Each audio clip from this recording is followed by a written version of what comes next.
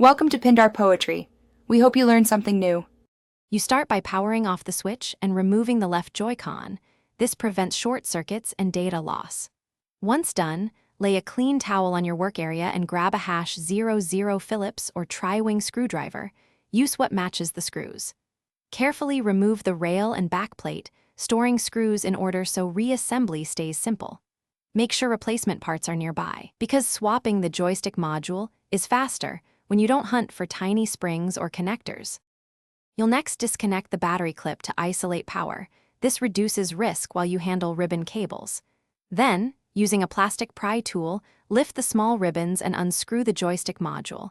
Keep track of the module's orientation so the new part mirrors it. Compare the old joystick to the replacement to confirm compatibility. After seating the new module, reconnect ribbons firmly and reattach screws.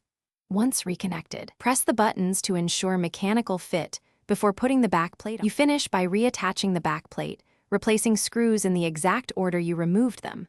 Snug is enough, don't over-tighten.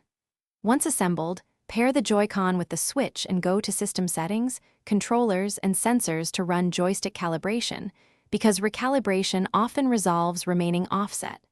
If you still see drift, clean contact points with isopropyl alcohol and retest, or update joystick firmware. One key troubleshooting tip.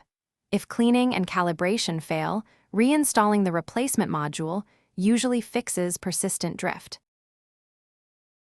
Thanks for watching. Consider subscribing if we helped you.